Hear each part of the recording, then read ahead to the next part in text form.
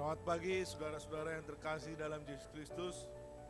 Kita patut bersyukur dan berterima kasih karena Tuhan menyertai melindungi kita sepanjang malam sampai tiba di pagi hari ini, dan bertemu kembali di dalam satu kesukaan di pagi hari ini. Dan kita akan mendengarkan sebuah renungan pagi yang dibawakan oleh Gereja Masyiat Penari Ketujuh Sidang Jemaat Jusindupuro, Kota Surakarta.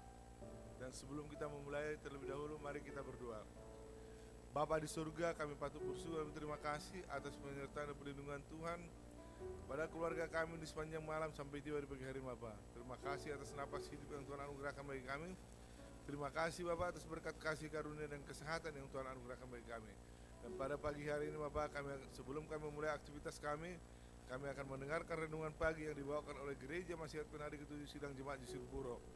Kiranya kasih Tuhan memberkati Bapa renungan ini, membuka hati dan pikiran kami, mengurapi kami melalui Roh Kudus-Mu Bapa, supaya kami dapat mengerti kasih Bapa, kasih Yesus Kristus dan kasih Roh Kudus di sepanjang hari kerja kami ini Bapa. Mohon ampun segala dosa pelanggaran kami. Di dalam nama Yesus kami berdoa mengucap syukur. Amin. Saudara-saudara yang terkasih dalam Tuhan, judul renungan kita pada pagi ini adalah kemerdekaan yang sesungguhnya. Dan judulnya, ayat intinya saya ambil dari Roma 6 ayat 18. Dikatakan apa? Kamu telah dimerdekakan dari dosa dan menjadi hamba kebenaran.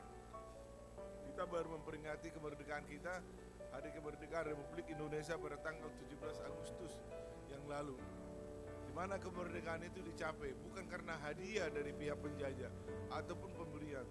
Kemerdekaan itu dicapai penuh dengan perjuangan, penuh dengan darah yang mengalir, penuh dengan apa? Harta yang menghilang. Semua diserahkan agar dia bisa mencapai kemerdekaan itu. Tetapi saya bukan membahas mengenai kemerdekaan yang dicapai oleh Republik Indonesia pada tanggal 17 Agustus 1945, tetapi adalah satu kisah di Amerika Selatan. Dikatakan di sini apa? Simon Bolivar adalah jenderal paling hebat di Amerika Selatan.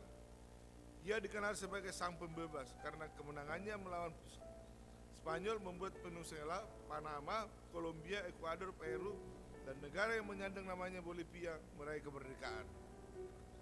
Pada tahun 1824, setelah Bolivar membantu Peru memenangkan kebebasan dari Spanyol, Jenderal Besar menyuruhkan sebuah konvensi untuk menyusun konstitusi bagi negara baru tersebut.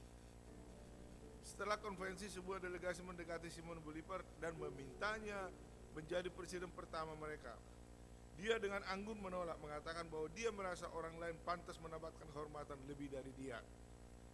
Tetapi orang-orang masih ingin melakukan sesuatu yang istimewa untuk Bolivar, untuk menunjukkan penghargaan mereka atas semua yang telah dia lakukan untuk membebaskan mereka dari penindasan Spanyol. Jadi mereka menawarinya hadiah 1 juta peso, kekayaan yang luar biasa pada masa itu. Bolivar dengan serius menerima hadiah itu dan kemudian bertanya berapa banyak budak yang ada di Peru. Dia diberitahu bahwa ada sekitar 3.000 orang dan berapa harga seorang budak yang dijual. Dia ingin tahu sekitar 350 peso untuk seorang budak yang sehat adalah jawabannya. Kalau begitu, kata Bolivar, saya menambahkan apapun yang diperlukan untuk jutaan peso yang telah Anda berikan kepada saya ini, dan saya akan membeli semua budak di Peru dan membebaskan mereka.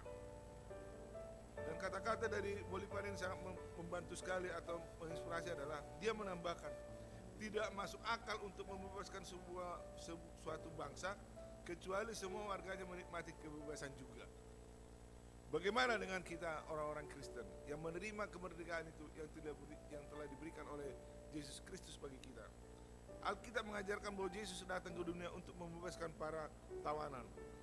Menjelang awal pelayanannya di bumi, Yesus menghadiri sinagog di Nazaret pada hari Sabat dan membaca nubuat Yesaya tentang dirinya.